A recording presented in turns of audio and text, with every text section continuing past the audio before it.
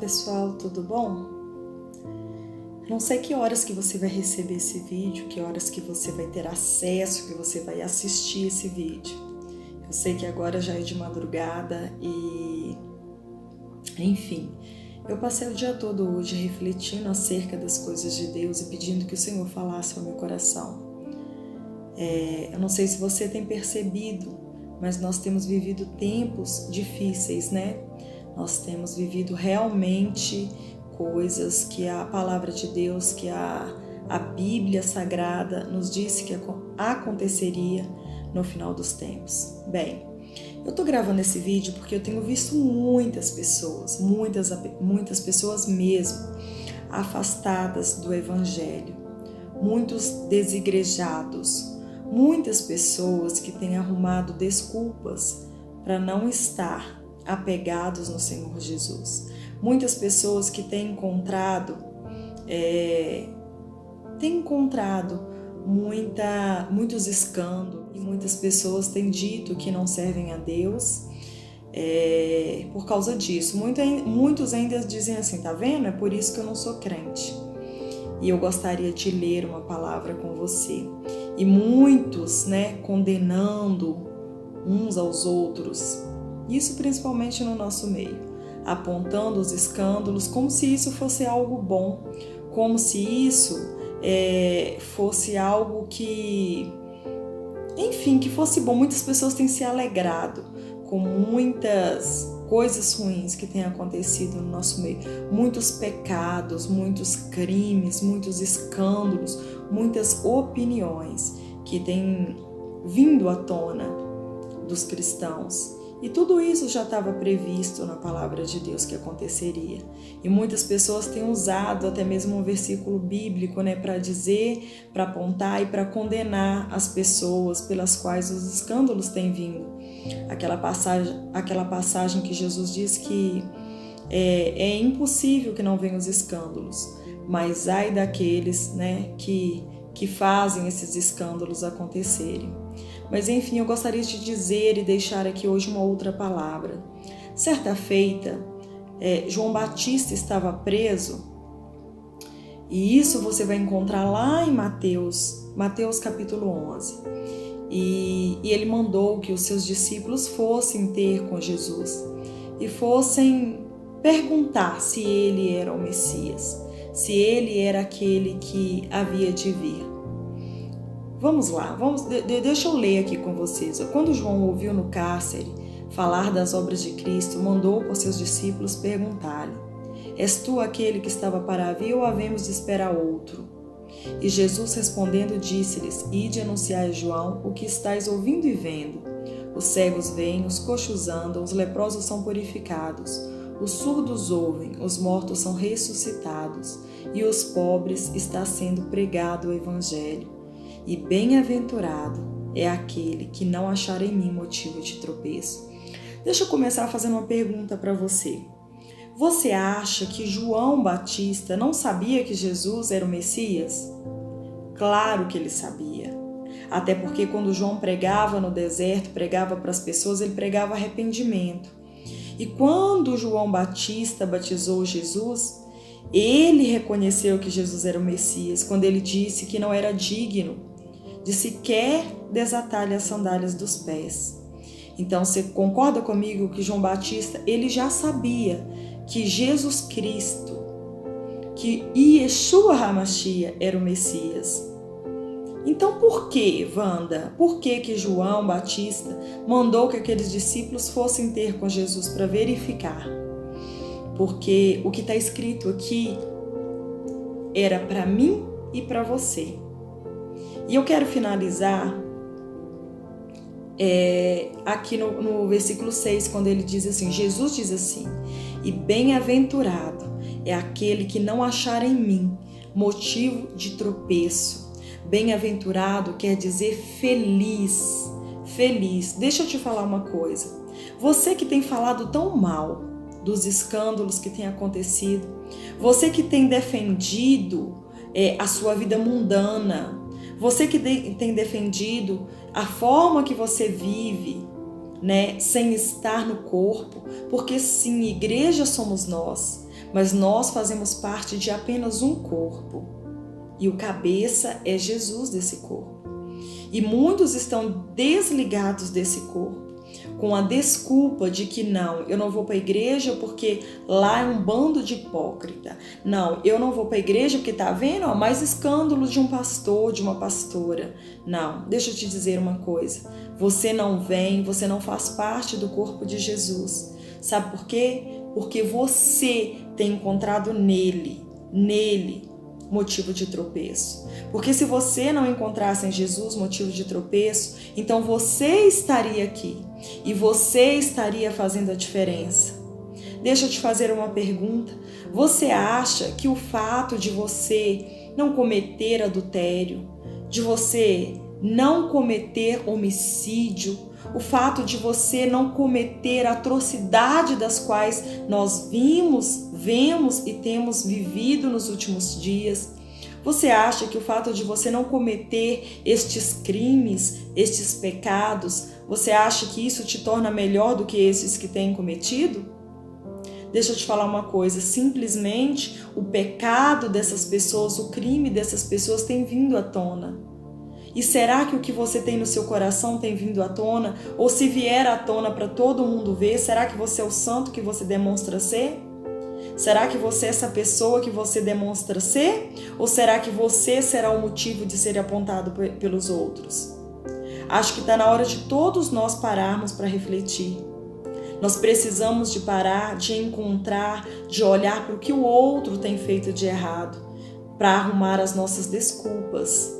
Se você não faz parte de nenhuma igreja, se você não serve ao Senhor Jesus, se você serve ao mundo, porque você escolheu servir ao mundo, não coloque desculpas A, B ou C por causa dos erros que essas pessoas têm cometidos.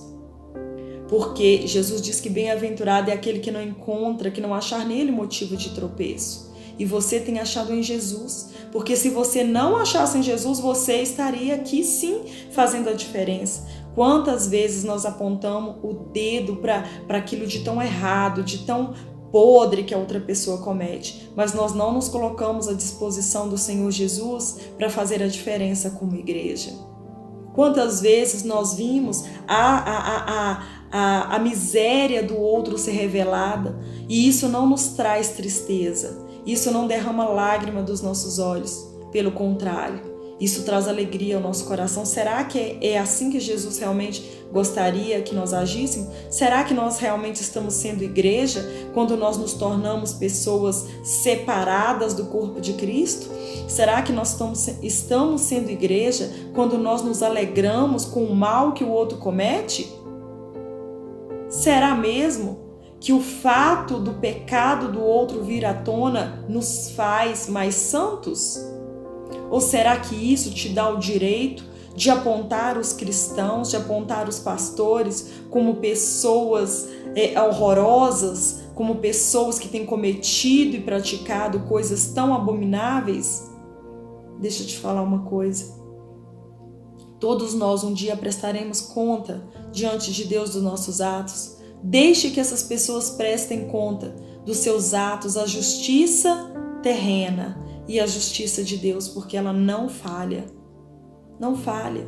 Se você está afastado e você tem usado esses termos, essas coisas que têm acontecido como desculpa para não estar na presença de Deus, volte. Se você olhar para Jesus, você não vai encontrar nele jamais qualquer motivo para você estar separado. Volte, esteja você dentro de uma igreja, de um ministério, fazendo o corpo, estando em comunhão e levando essa santidade que você tem no seu coração até outras pessoas. Por que olhar apenas para o que é errado, se nós podemos e ainda temos para quem olhar? Se você não encontra ninguém, olha para Jesus. E seja você o modelo no qual nós devemos seguir também. Paulo disse assim, que nós deveríamos imitá-lo como ele imitava Cristo. Que coisa linda! É muito fácil nós apontarmos para o outro. É muito fácil nós vermos a miséria do outro quando ela é exposta. Mas será Será que o fato, vou voltar a fazer essa pergunta para você, será que o fato de você não cometer crimes, pecados, que vai contra a palavra de Deus, te torna mesmo melhores do que essas pessoas? Porque o Senhor Jesus morreu por mim, por você e por elas. E nenhum de nós merece nada. Nós vivemos pela graça e pela misericórdia do nosso Deus. Pare de dar desculpa. Pare, Jesus está voltando. Pare de olhar para o que caiu, para o que pecou, para o que errou. Pare de olhar para aquele que cometeu crime. Pare de olhar para essas coisas. Olhe para Jesus. Olhe para Jesus. Se existe uma pessoa que pode julgar essas pessoas, que pode condenar ou absolver, é o Senhor Jesus. Wanda, você está defendendo o erro? Não. Eu estou defendendo aquilo que eu acredito. E eu acredito no amor e na justiça do Senhor Jesus. E eu creio que a palavra de Deus, ela é justa, ela é fiel, ela é eficaz, ela é plena, ela é completa. E ela me mostra que eu não sou melhor do que nenhuma dessas pessoas, pelo contrário. Quando eu olho para mim, eu enxergo a minha miséria, mas quando eu olho para Jesus, eu enxergo a graça. Eu enxergo a graça. Volte para Jesus, olhe para Jesus. Bem-aventurado é aquele que não achar em mim motivo de tropeço. Eu posso ser motivo de tropeço, eu posso errar. Você pode errar. Nós podemos fazer coisas que jamais imaginamos fazer, porque a palavra de Deus diz que o coração do homem é enganoso mais do que todas as coisas. Mas existe um que é perfeito, que é puro e que jamais vai errar, pecar. E este é o Senhor Jesus. Volte para Ele. Volte para a igreja, volte para o corpo, faça parte do corpo de Cristo. Volte a congregar, volte a estar em comunhão.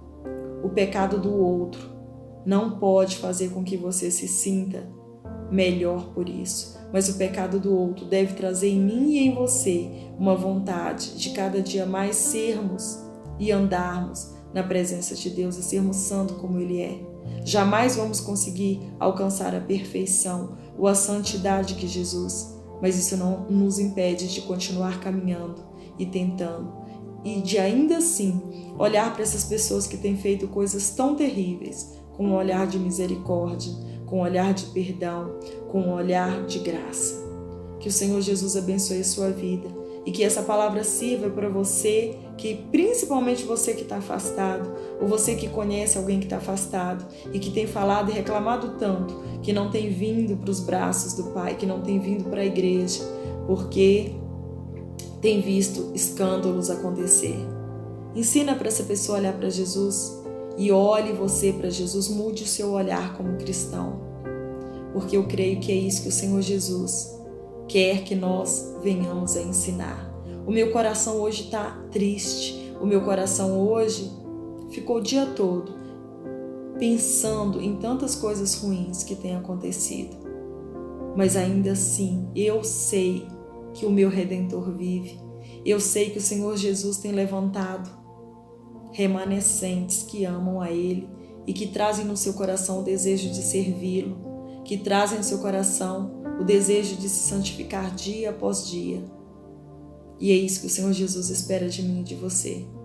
Não importa o que você tenha feito, não importa o que você tenha visto, não importa o que você tenha ouvido, faça você a diferença, porque existe um chamado na sua vida, não para olhar o pecado, o erro ou o crime do outro, mas para fazer você a diferença.